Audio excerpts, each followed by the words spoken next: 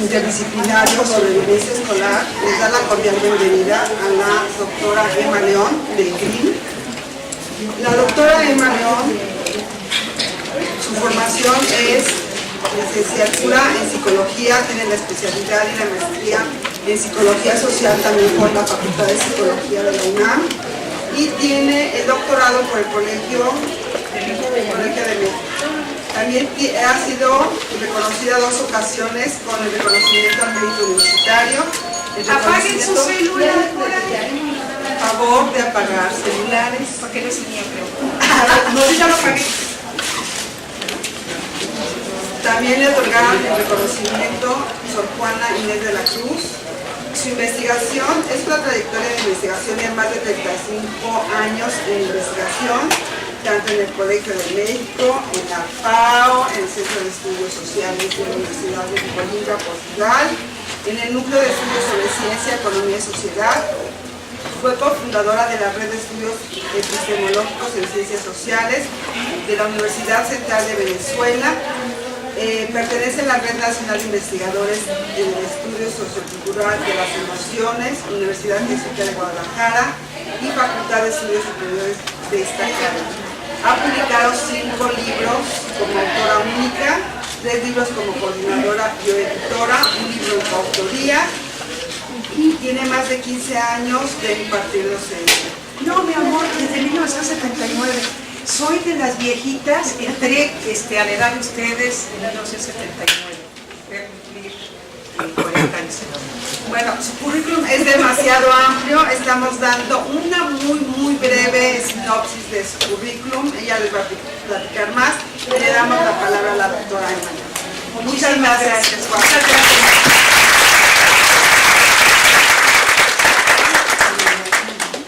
Bueno, para comenzar sí quiero dar las gracias.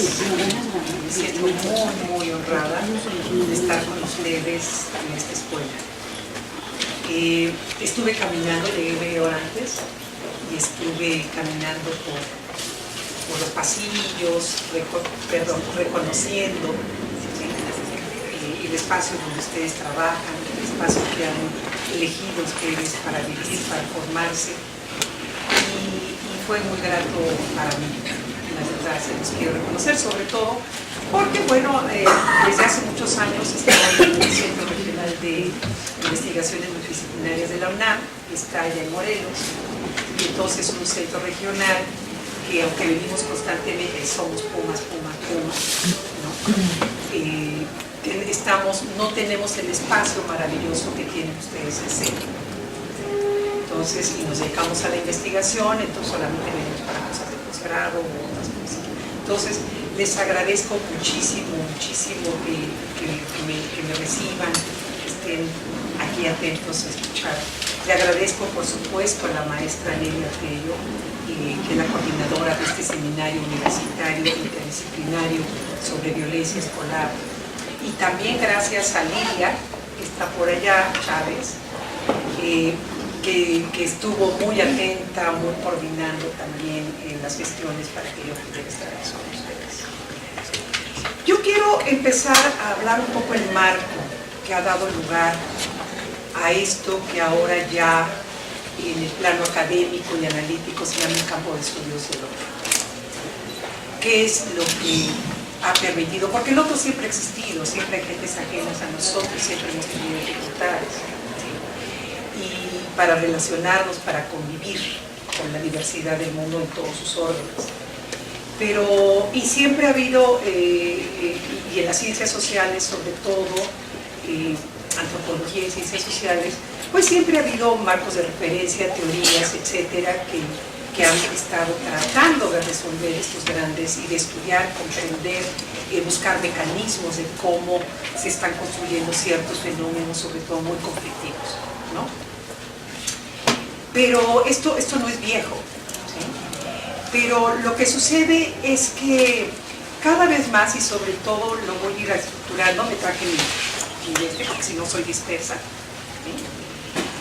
El marco que dio ya propiamente el nacimiento a este campo remite ya así como tal, se especializa en eso, o esa es su motivación, ¿sí?, a las dificultades para reconocer, convivir e incluso ayudar a quienes por definición son diferentes de uno mismo, ¿sí?, ya con la categoría propia del otro, ¿sí?, que es una categoría abstracta, y así la voy a manejar aquí. Pues le digo el otro para quitarme muchos problemas, porque no es el otro y la otra, ¿sí? Evidentemente, esta es una categoría analítica, solamente como tal. No está haciendo, no es un discurso de exclusión a la realidad de la diversidad de mujeres y varones y de toda la variedad posible de combinaciones que se están dando en la actualidad, ¿sí? Entonces, les pido de entrada que entiendan que se va a mover como tal, y esa ha sido. También se le ha hablado de la otredad, ¿no? Y se habla de la otredad, y la otredad pues puede ser todo lo que nos une, en cualquier ámbito de la realidad. Bueno, estas dificultades para reconocer, incluso para reconocer, ya no para aceptar, ¿sí?, para reconocer la diversidad y a los otros que no son el uno, puede estar operando tanto, y este es el marco, de las mismas personas, grupos y comunidades, clases sociales, matrices culturales, religiosas, raciales, étnicas, de género, etcétera, a las que uno pertenece. Porque generalmente se está hablando, y esto por muchos estudios, de la confrontación entre culturas, ¿sí?, es decir, hay diferencias grandes entre modos, matrices culturales muy amplios.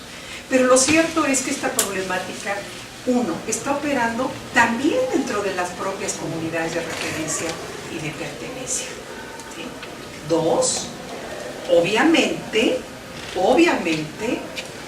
con respecto a personas, grupos, comunidades, etcétera, clases, matrices culturales también, a las que uno no está adscrito, o a las que uno no pertenece, o con las que uno no se identifica. Pero el campo del estudio del otro, si bien solamente se planteaba en el terreno de los congéneres, la especie humana, nosotros, los seres humanos, también se ha estado abriendo mucho más, ya desde hace tiempo, y ustedes seguramente que lo saben y lo han vivido, también respecto de aquellas otras criaturas no humanas. No humanas que al habitar el mismo planeta que nosotros, forman, por eso, la trama que sustenta la vida en general y por tanto la nuestra. Y que son de los campos más amplios de la otredad, del otro más desconectado, ¿sí?, porque ni siquiera, como veremos más adelante, tenemos una relación de intercambio de entendimiento. Ellos solamente sufren, ¿sí?, o se preservan. Bueno, yo aquí me voy a colocar solamente en el plano de los congéneres, de nosotros, de los seres humanos, ¿sí?, pero porque la inclusión de todo este aspecto, incluyendo las criaturas no humanas, es un panorama muy extenso, nos puede abrir en muchísimas direcciones, ¿sí? Lo que sí se puede señalar por el momento es que no hay posibilidad, y ya está contemplado, que no hay posibilidad alguna de remendar los problemas acuciantes de reconocimiento entre nosotros, ¿sí?, en el plano de los congéneres y por tanto en la convivencia humana, si no se enmarcan todos los problemas y desafíos en ese tejido denso que nos da sustento, ¿sí?, y que incluye, por supuesto, a las realidades y recursos materiales y naturales, por supuesto, porque obviamente son los cruciales para el nacimiento y mantenimiento de la vida general y sobre todo el orden de la vida animada, que es a la que nosotros pertenecemos, ¿sí? Y esto no se puede resolver si no nos ubicamos en ese contexto más amplio del mundo en el que vivimos, del orden de la vida animada en la que estamos. Respecto de las criaturas no humanas, recordemos que nuestro presente y nuestro destino están totalmente ligados, ¿sí?, Nuestra especie está anudada en la historia filogenética y evolutiva de los animales. Y por tanto nosotros, los seres humanos, somos animales. Algo que ahora ya empieza en los estudios del otro a revalorarse, porque durante mucho tiempo se dio la partición totalmente de los reinos, ¿no? Y entonces eran los animales, bla, bla, y los seres humanos como una cosa totalmente aparte. Era, como decía Spinoza ya en el siglo XVI, era considerar a los seres humanos como un reino dentro de otro reino, un reino aparte de la naturaleza metido en otro imperio, en un imperio de naturaleza. ¿Y qué quiere decir que somos animales y nosotros nos tenemos que remitir a lo que es la propia, de dónde vino eso, animales? ¿Sí? Animales es anima, les, en el latín. ¿Sí? ¿Qué quiere decir esto? Criaturas que respiran y que en este acto de inhalación y de exhalación no solo integran al mundo, ¿sí? No solamente está pasando esto, también por eso se llama ánima, aliento, ¿sí? Son criaturas, y dije son, ya no estoy diciendo nada más somos, estoy diciendo los animales a los cuales pertenecemos, de la vida humana, a quienes en esta respiración, en esta inhalación y en esta exhalación adquieren energía para moverse, para desplazarse autónomamente. Esto es lo que está recuperando ahora para poder situar toda nuestra problemática como especie en el tejido denso y maravilloso del planeta. ¿Y qué quiere decir que tengan energía para moverse? Pues se llaman animales animados, seres animados. Bueno, porque moverse quiere decir hacer. ¿Sí? Y quiere decir que son criaturas que con su hacer intervienen en la dinámica y procesos de autoorganización de todo el sistema planetario. Dejo hasta aquí el comentario, ¿sí? Porque si no tendríamos que entrar con... No les voy a meter muchos autores, la autopoiesis, cosas un poco complicadas, quiero ser un poquito lo más clara, con ustedes nada más marcando el panorama. También estoy entrando de las cuestiones analíticas. Les digo, dejo aquí el comentario, ¿sí? De por qué, de la razón fundamental, porque el campo del otro tiene que incorporar también a las criaturas no humanas. También les quiero decir que lo que se va a hacer aquí, yo no voy a tomar toda la complejidad de factores que implican en el reconocimiento del otro. Les quiero traer una serie de condiciones analíticas, para que las pensemos. Bueno, en el plano de los seres humanos, ¿sí? El reconocimiento del otro en la vida social y la convivencia marca la historia humana casi en su totalidad. Esto no es nuevo, lo que les decía a ustedes.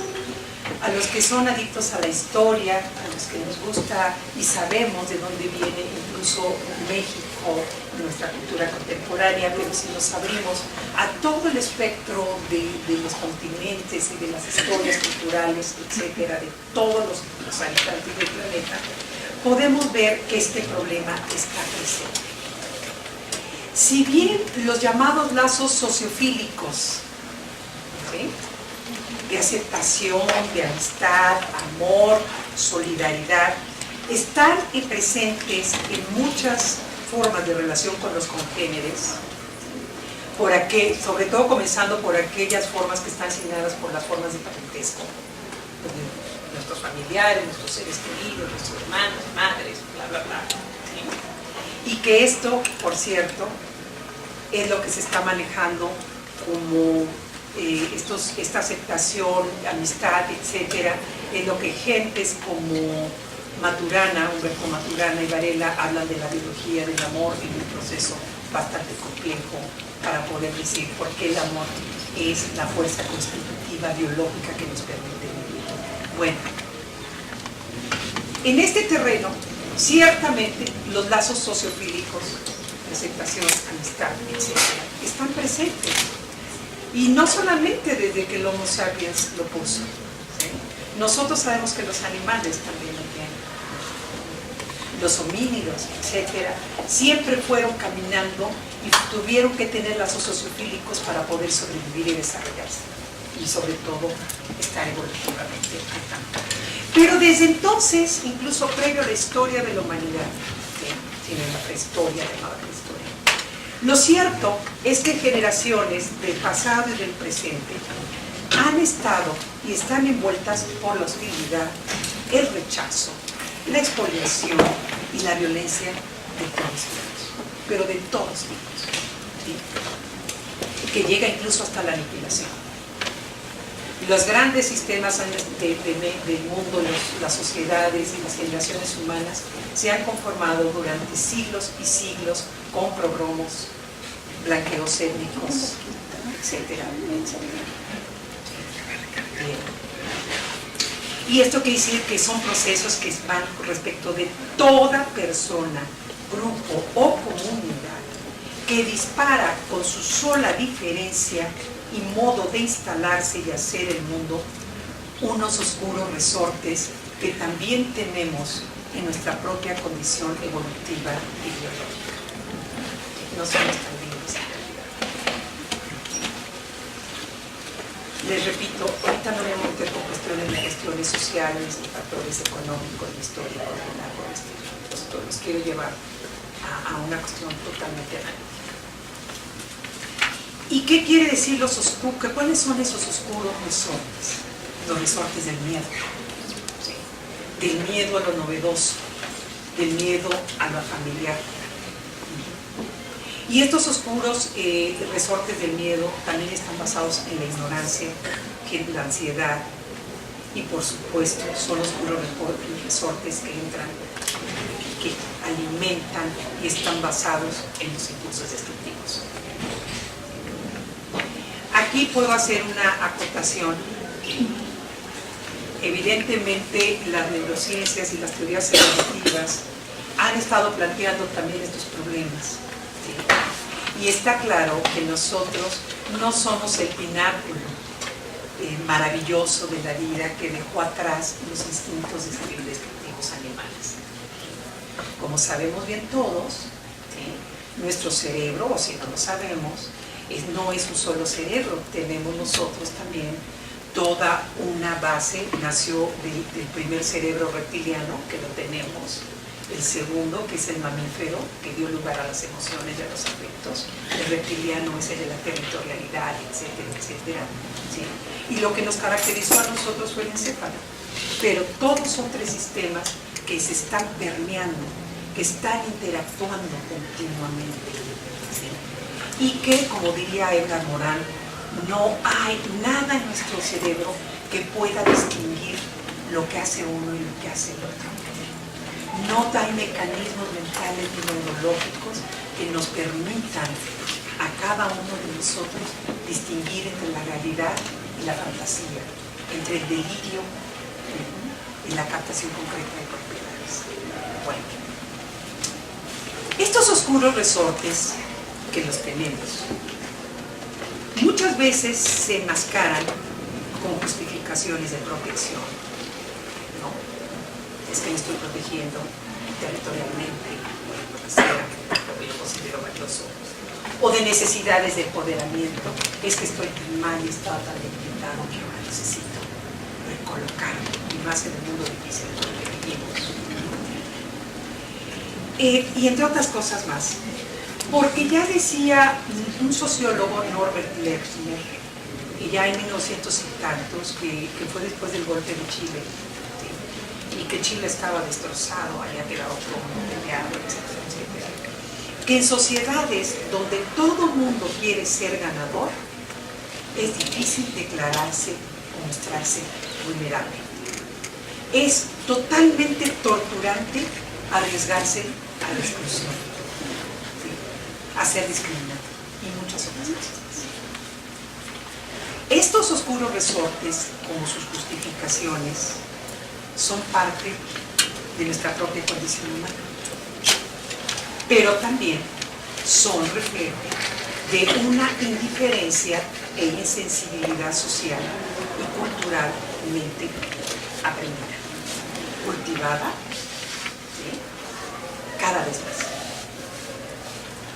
Más aún, ¿sí?, estos resortes todavía son reflejo de esta indiferencia también aprendida, más aún cuando son reforzados con la exposición a formas de diversión que explotan bajas funciones de manera insidiosa y que nos vuelven a meter bajo el caramelo de la diversión y la adrenalina, nos van inoculando también marcas neurológicas que nos están llevando a gozar con la destrucción, con la violencia, como le cortan la cabeza a esto, cómo se mata hasta en los momentos de las de estas, cuántos osos se matan, cuántos vuelan, etcétera, etcétera.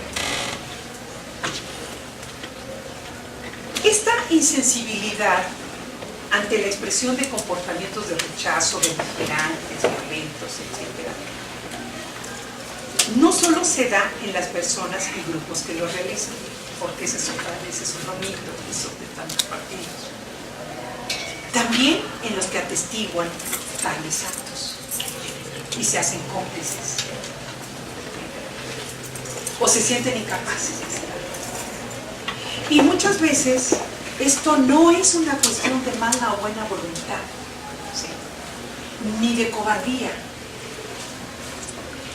Esta forma de insensibilidad también es el resultado de un agotamiento de energía vital, personal y colectiva, generado en esas sociedades del cansancio tipificadas por el filósofo coreano Byung-Chul Han. Lean ustedes sus libros, Las sociedades del cansancio, donde ya ni siquiera se trata de nada, de que nadie nos esté expoliando.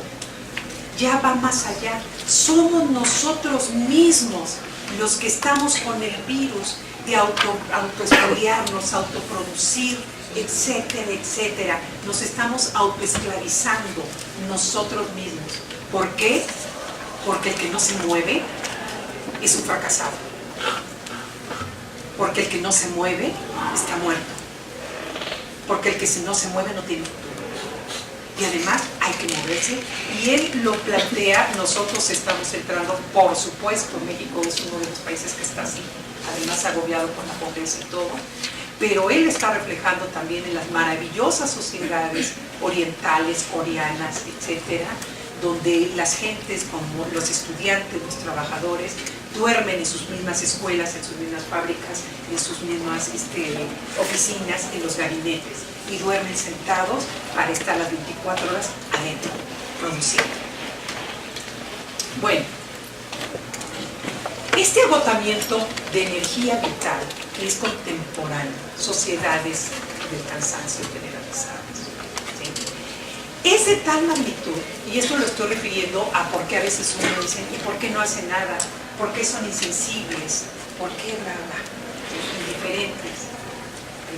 Es de tal magnitud que solo permite a duras penas poner atención y dedicarse a las propias necesidades de preservación. Una energía agotada que, junto con el debilitamiento de los lazos sociales en las sociedades de concentración anónima, no tiene márgenes para que se desarrollen y expresen actitudes y comportamientos de ayuda o convocación social. La gente está agotada y además no hay márgenes ya de regulación de los resortes objetos.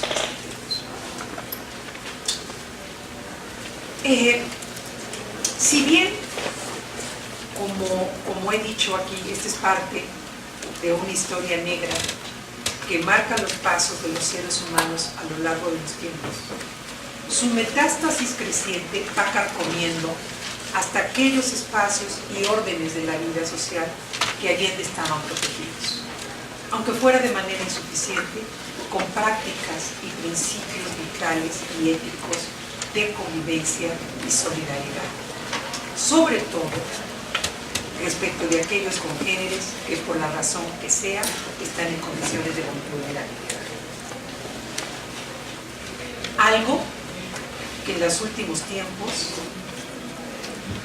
también atañe a las llamadas sociedades multiculturales contemporáneas, cuya gran promesa de mutua fecundación, esto se hablaba mucho de las sociedades multiculturales, muchos de ustedes creo que andaban en la primaria o la secundaria, el afirmó ser una promesa, globalización, sociedades multiculturales, ¿sí? Todos vamos a abrirnos, va a haber mutua fecundación, vamos a poder absorber y también fecundar a los otros con nuestras prácticas, con nuestras virtudes, con nuestro modo de comer, de comportarnos, etc. ¿Sí? Bueno, esta gran promesa de diversidad y multifecundación parece solo verse realizada en el plano de la comida y la gastronomía. Parece una mala broma. ¿Sí? Ustedes lo verán, todos comemos sushis. En Estados Unidos todo el mundo come tacos, todo el mundo sabe ya de cuántas comidas, etcétera, más con la abundancia de programas y de recetas, etcétera, esta mutua fecundación maravillosa en el ámbito de la comida, ¿sí? Que ahí es otro problema que voy a dejar a un lado, que es el de la comida rápida, la vida rápida en las sociedades del cansancio con los alimentos industrializados, pero eso es porque es un estilo de vida muy particular. Pero bueno, esta gran promesa de mutua fecundación, de apertura, etcétera, en el piso disparejo de la convivencia y aceptación de personas diferentes, grupos diferentes, de carne y hueso, está hecha trizas. Ahora, en estas décadas y cada vez más, vemos desplazamientos humanos que caen en el horror del vacío. La crueldad, el abandono, violencia familiar contra mujeres, contra niños, bullying en las escuelas, que seguramente muchos de ustedes están trabajando, y un sinfín de fenómenos en que todo el mundo sufre y sale perdiendo. Ustedes mismos, al elegir el trabajo social como camino de vida, son uno de los grupos humanos que más ejemplos pueden dar. Yo no estoy dando unos poquitos aquí, ¿sí? Que más ejemplos pueden dar de este tipo de situaciones, porque sobre todo trabajan, viven, participan en ese lado del camino enorme, terriblemente extendido y cada vez más, donde precisamente se encuentran las personas, grupos y comunidades que sufren este tipo de regímenes de exclusión, de violencia, de no reconocimiento, de hostilidad. Ustedes son el tremendo campo que está moviéndose de siempre por definición en ese lado del camino. En este marco, por supuesto que siempre ha sido crucial la generación de políticas y programas basados en organizar contratos sociales y reglas de respeto a la diversidad, a la solidaridad con los vulnerables y con cualquier otro. Caminando hoy en la mañana que andaba moviéndome por la escuela, muy gratamente veía que posiblemente la única que tiene en varias de sus puertas un código de ética. Creo que nunca y tienen que sentirse muy orgullosos y muy agradecidos por eso. Y además tendrían, ahora que está, perdón que haga yo, estoy haciendo paréntesis, ahora que están estas nuevas promesas de cambio y que se están planteando promesas para el país también, esperanzas, etcétera, en todos los planos, creo que trabajo social podría dar el ejemplo de organizarse y decir a nuestras rectorías y todo, estos códigos, ya que se está hablando del código de ética, nosotros tenemos mucha experiencia, nos movemos en esto, lo hemos aplicado y sería una propuesta que esto estuviera en toda la universidad. Y nos pongo por cortesía. Pero bueno, hablando de los contratos sociales, hay que realizar contratos sociales, reglas de convivencia, etc. Pero habrá que recordar que ningún tipo de contrato social de este tipo por sí mismo garantiza su cumplimiento, aun cuando tenga muy claras las sanciones y consecuencias para aquellos que lo transgreden. Incluso ya sabemos que la aplicación de sanciones basadas en castigos en muchos espacios y en muchos lugares solo llegan a controlar la expresión del comportamiento, ya que la transformación y control de esos oscuros resortes, transformar las cosas, es mucho más complejo. Más complejo que establecer una norma o un contrato de convivencia. Se requiere impactar los patrones afectivos y cognitivos de las personas para que tengan sentido, para que puedan ser. Ante esto, cuando se dice se requiere impactar, por supuesto que los llamados a la tolerancia, al respeto, a la compasión y otros sentimientos y valores cruciales son fundamentales, pero también se ha visto que resultan insuficientes.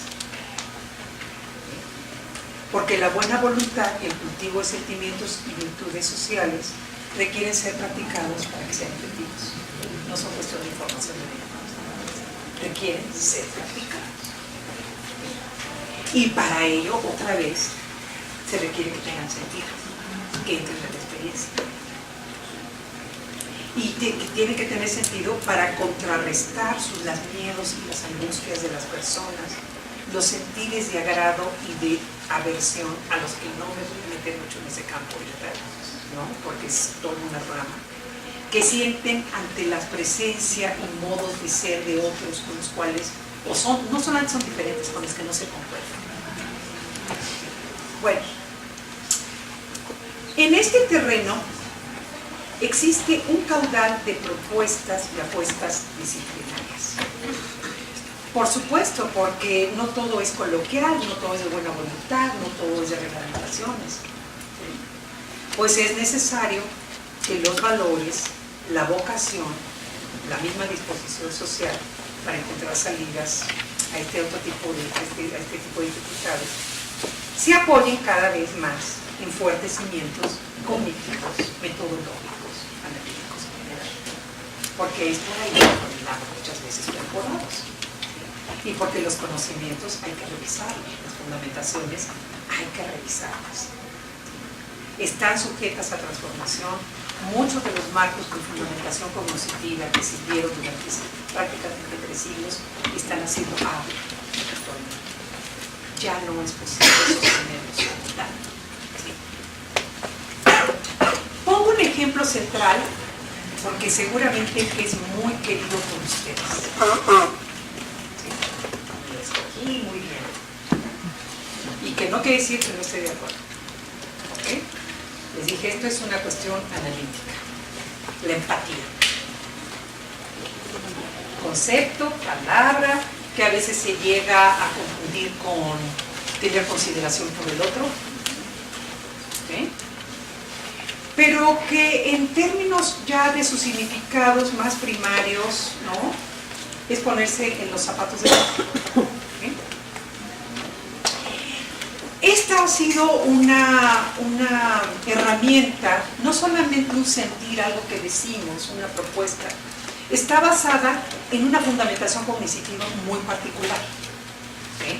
Que a lo mejor no tiene caso, que no es caso de ustedes, lo están trabajando en otros lados, ¿sí? En las áreas de revisión analítica. ¿Sí? Y el problema es esto, ¿sí? El problema que está aquí. El problema de la empatía es que en su fundamentación cognitiva implica una condición previa. A saber, ¿aquí quién ha leído a Husserl? No, es que son 2 campos. Ok. Que es de donde vienen estas cosas, la reflexividad, la fenomenología antropológica, etc. Bueno, y ahí esa palabrita y estos perspectivas se basan. Todo esto no solamente no es un término o una vocación o una propuesta, ¿sí? En el campo académico y para fundamentar los programas está basado en un enorme trabajo analítico y teórico. ¿Sí? Y el padre que estaba ahí fue Husserl. ¿Sí? que fue el que dijo, a ver, la filosofía abstracta, esa que nos complica todo la cabeza, ¿no? Que no da cuenta de nosotros, sino de puras terminologías locas, no da cuenta de nosotros. Filosofar es filosofar de nosotros, es incorporar el mundo de la vida, que también ahora se usa mucho, proviene de él, que tomaron mucho en ciencias sociales por todos lados. ¿Sí? Bueno, dejo el acotamiento porque esa no es mi entrada aquí. Hablamos de la empatía. Les decía que se basa en una condición previa, que pueda establecerse una relación de semejanza o identificación con los demás. Me voy así, despacito, despacito. Que el rechazo, hostilidad y violencia puedan transformarse a partir de un piso de reconocimiento sobre cuestiones que son igualmente compartidas. Para comenzar, uno de los fundamentos, ¿y cuál sería esa base? Se dice que, bueno, que todos somos seres humanos. ¿Sí? Y la más importante es que los otros sienten como uno, sufren, gozan, ¿sí? Y que uno padecería las mismas experiencias si estuviera en la situación de ellos. Esa es como la base principal que está analíticamente, se lo estoy poniendo así con términos, de estos términos de categoría empática. El problema, y además esta ha sido la base para entender algo que también anda en boca de todo el mundo, que se llama intersubjetividad. Establecer lazos de intersubjetividad, y seguramente estamos ahí. Pero lo que pasa es que la intersubjetividad en tales términos, ¿sí? En tales términos es muy problemática. Y de ahorita van a ver por qué. ¿Sí? Déjenme ver dónde comer. El problema es que este modo de intersubjetividad, somos humanos, yo siento como usted, como el otro, me pasaría lo mismo que el otro, hay un piso de identificación con el otro, por eso es una relación intersubjetiva. ¿Sí? Presenta problemas muy importantes y no solamente a nivel teórico, sino a nivel concreto.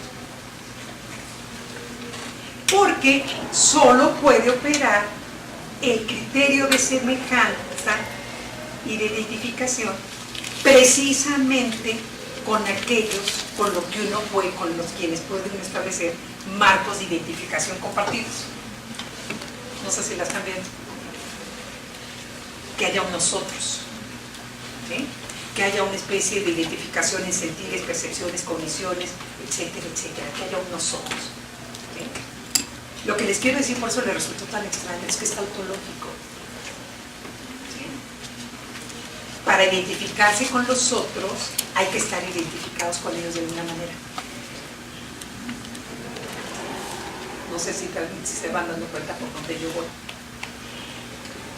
Para que haya una conexión marcada por identificación, se requiere que las entidades o personas que se encuentren se reconozcan.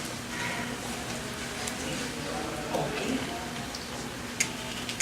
Pero la cuestión es muy complicada por lo siguiente, y esto también es a nivel teórico y de la vida diaria. ¿Sí? Los problemas de relación con los otros radica, uno, en que la percepción de su diferencia, eso es la percepción de su diferencia.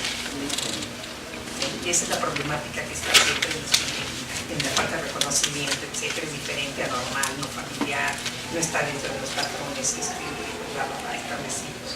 ¿Sí? Por lo que no puede haber un principio de identificación previo. No sé si me están entendiendo. Dos, tal diferencia, en general, en el reconocimiento del otro, es asumida, sentida y valorada de manera negativa. Ustedes lo saben bien, no se puede tener empatía con aquellos a los que no se quiere. Se les tiene fobia, irritan, desagradan, se perciben amenazantes, peligrosos. Es un problema que ahora está haciendo agua. Por eso decimos, ¿y cómo lograr romper eso? ¿Sí? Entonces, esta es una cosa que yo les traigo así, ok, no quiere decir que no, ojo, no se está descartando la empatía como propuesta ni nada, le estoy diciendo que hay una fundamentación que está ahí extraña, y un problema además que todos tenemos enfrente. ¿Cómo podemos lograr empatía de unas personas u otras, de unos grupos, cuando de plano no se pueden identificar? Y no solamente no se pueden identificar, están totalmente en el rechazo. ¿Sí? Bueno. Por otra parte, también uno dice, ok, la diferencia, porque son diferentes. ¿Sí? Pero asumir que todos estos problemas, falta de reconocimiento del otro, rechazo, violencia, son la mera expresión de la diferencia, ¿sí?, entre identidades físicas, psicológicas, culturales, sociales, económicas, es decir, nada, porque somos por definición diferentes. ¿Sí? O es quedar atrapados en un círculo que no tiene salida si tratamos de operar con los marcos de la necesidad de identificación. ¿Sí? ¿Les voy a escribir?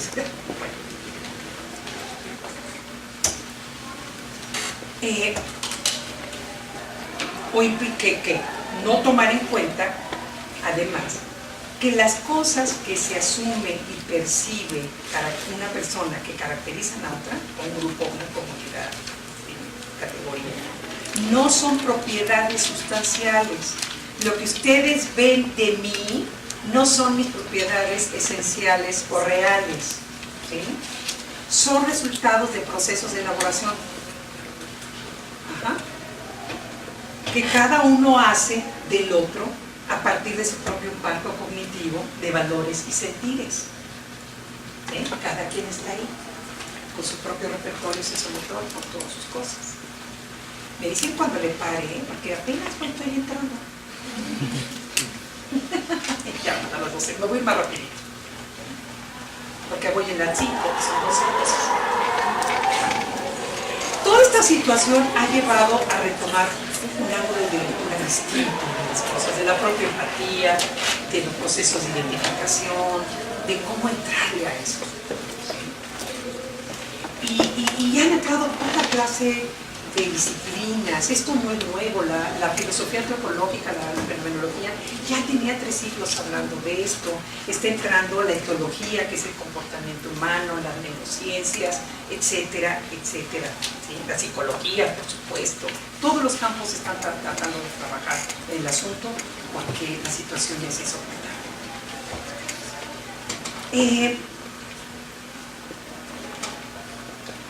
Esto ha significado hacer una lectura en reversa, es decir, volver a colocarnos en las raíces y en los cimientos de las formas como los seres humanos nos apropiamos del mundo, cómo establecemos nuestra propia experiencia del mundo, cómo son los mecanismos, ¿sí?, que están ahí en la construcción de la percepción, de las sensaciones, de los afectos, cómo es que tenemos que ver, cómo los percibimos, qué está pasando ahí.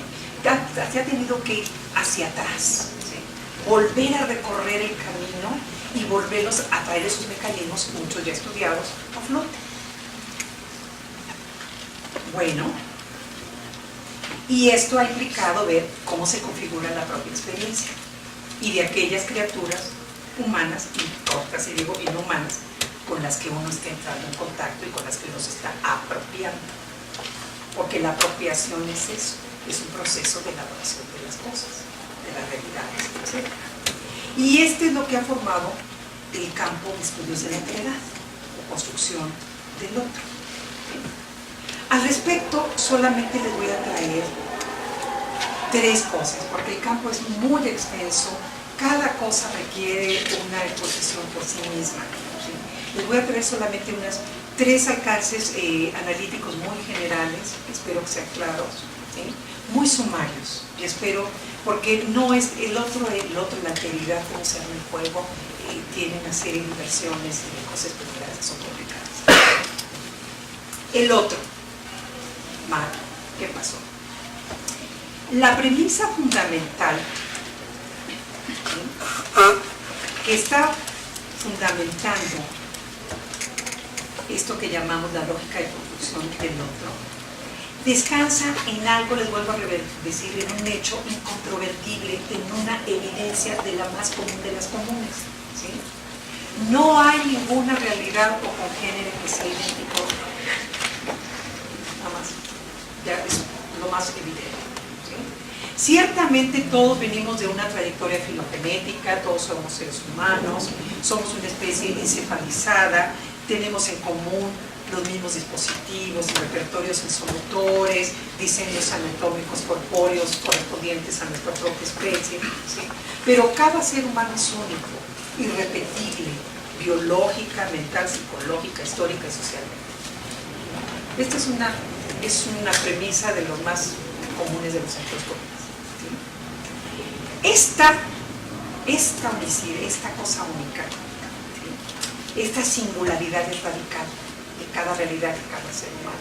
¿Y qué quiere decir cuando ustedes leen en todos los estudios del otro y de la otra edad la alteridad radical del otro? Es uno. Vamos a quitarle los velos extraños de los conceptos y de la tecnología. ¿Por qué es tan radical? ¿Sí? Porque no puede ser abarcada en su totalidad por los conocimientos, juicios, percepciones de nadie, ¿sí? Ni siquiera de uno mismo. ¿Sí? Una cosa es que nosotros podamos experimentar nuestra propia objetividad vivida, ¿sí? Y otra cosa es que, y esto es lo que nos hace saber que existimos, que somos una presencia en el mundo, bla, bla, y otra es que podamos conocer nuestra propia malla densa e insondable, ¿sí? Esa malla que nos constituye. Entonces no puede ser abarcada ni por uno mismo. Por lo tanto, hablar en términos del otro implica partir de esta singularidad única e irrepetible. Implica no partir del proceso de identidad, no de la identificación, ¿sí? Sino de singularidad. Y no solo respecto de los ajenos, no solamente los otros son diferentes, únicos y irrepetibles, uno mismo también es único e irrepetible.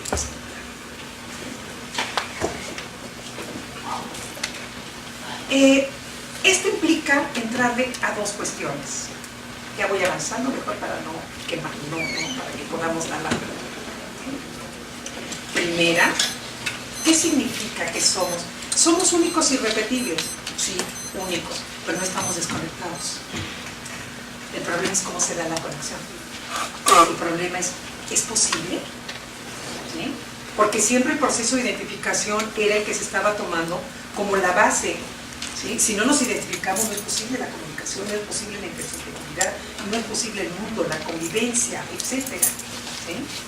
Bueno, sí, somos únicos e irrepetibles, tenemos una singularidad radical, pero no estamos desconectados. Somos materia abierta al mundo. ¿Sí? Y somos materia abierta al mundo porque somos seres sentientes, sensibles, corpóreos. ¿Sí? Y decir que somos sentientes es que estamos necesitados de la realidad para constituirnos. ¿Sí? Que además somos afectados por las cosas exteriores, sean las que sean.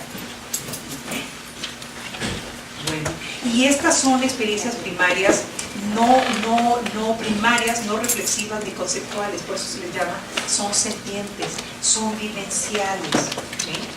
Un autor maravilloso que ahorita anda muy de moda en todos los estudios de las emociones y la afectividad, Spinoza, ¿sí? Siempre dijo, el cuerpo existe tal y como lo sentimos. Nosotros, así, nuestro cuerpo existe para nosotros tal y como lo sentimos, no hay otra forma, ¿sí? De dar cuenta de él. Bueno, esta es una cuestión de por qué, aunque siendo únicos y singulares, irrepetibles, no estamos clausurados en una o una inmanencia rara. ¿Sí? Somos abiertos, como les decía, somos materia abierta al mundo. Por tanto, la experiencia de la propia objetividad y de los otros se constituye en un marco relacional. ¿Estamos? una mujer maravillosa, Judith Butler, que también es otra gran autora, que ha entrado mucho en el campo del feminismo, pero que no se reduce a esto, sino que es muy especial. Dice, respecto a otro autor que no me voy a llenar la cabeza, dice, nadie tiene la luz en sí mismo, nadie constituye la luz de sí mismo. No podemos saber de nosotros mismos, de esta objetividad, etcétera, por nosotros mismos. Somos materia al mundo, abierta al mundo. Y la experiencia se constituye, es una experiencia relacional. Y aquí viene lo más interesante y lo más complicado de la perspectiva del otro y de la alteridad, que se los trato de resumir como en unos cuantitos pasos. Les estoy diciendo que la experiencia de la propia objetividad y de la de los otros, ¿sí?, se genera en un marco relacional. Ok. ¿Qué significa esto? Que en este marco relacional se posibilita el contraste entre realidades que tienen sus propias singularidades únicas e irrepetibles. ¿Sí? Cada uno de ustedes y cada una de ustedes que están aquí con respecto a mí misma, ¿sí?, yo asumo y adquiero la experiencia de mí misma como distinta, como singular, en el contraste con ustedes.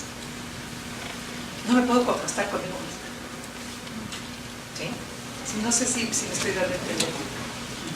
Bueno, esto implica un juego que se llama un juego de alteridades.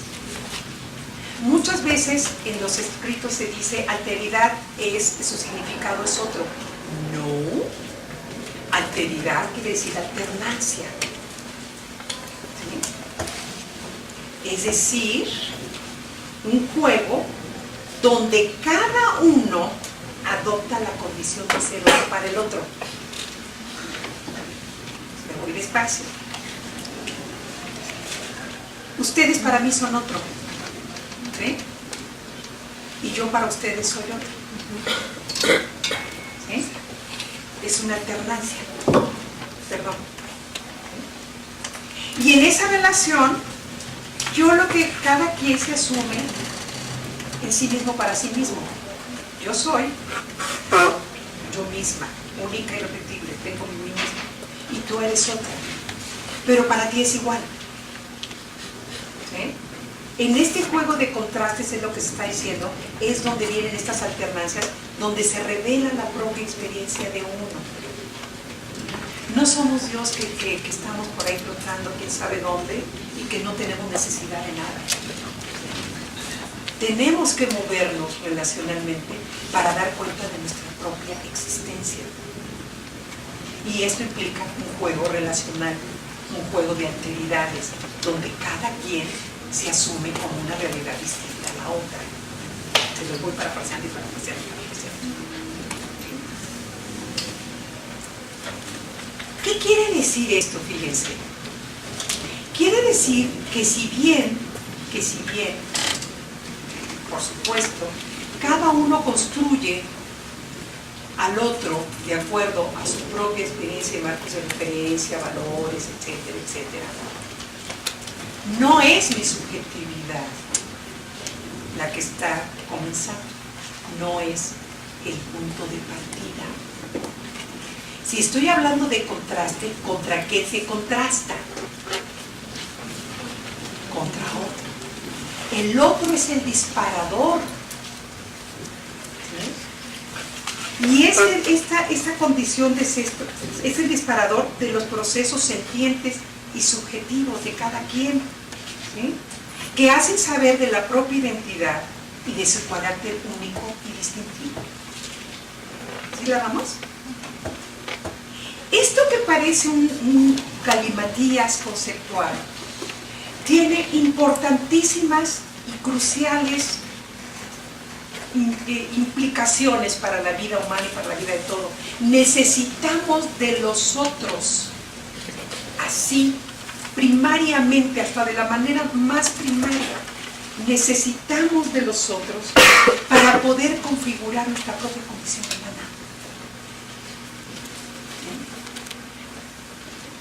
De criaturas con conciencia de sí mismo y del mundo, con criaturas con conciencia de la diversidad, ¿sí? Donde cada una de estas realidades y cada de estas criaturas y de estos seres humanos va siendo uno para sí mismo y para los demás. Hay ejemplos increíbles al respecto. Uno que era muy clásico de la psicología, muy viejo, ya de los 50s o 70s, y usted lo ha de saber de los niños criados por lobos en la India, los niños salvajes, etc. Donde el contacto, ¿qué era lo que expresaban cuando se encontraron a los niños de Aviñón? Los niños rugían como lobos, se les habían hecho también callos en las patas, comían como lobos, ¿sí? No tenían lenguaje, no tenían nada. ¿Eran algo raro? No.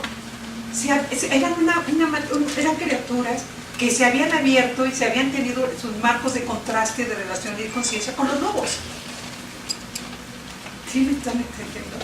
¿Sí? Y por lo tanto nosotros necesitamos, y ese es un principio fundamental que se tiene que reivindicar e incorporar en todas las políticas prácticas e iniciativas, con aquellos que son beligerantes, etcétera, etcétera, de que necesitamos de los otros, ¿sí? Para poder existir, porque es en los otros donde nosotros nos constituimos como tales. ¿Sí? Bueno, ¿qué mecanismos y problemas hay de esto para que se pueda reconocer esta función maravillosa que tiene cada uno de ustedes para mí? Hasta los que están afuera y no conocemos. ¿Cuál es el problema que está aquí? Bueno, aquí les voy a hacer una serie de alcances sumarios.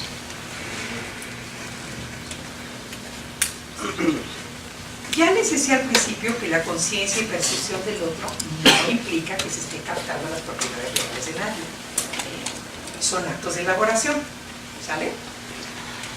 En que participan mecanismos orgánicos, sensoriales y mentales que tienen sus propias alcances y limitaciones. No tenemos la vista de las águilas, no podemos ver todo el espectro de la luz. Tenemos umbrales térmicos, umbrales sonoros, no podemos estar captando todas las propiedades reales del universo, ni siquiera ahorita aquí, de las realidades que componemos nosotros. Si alguno de ustedes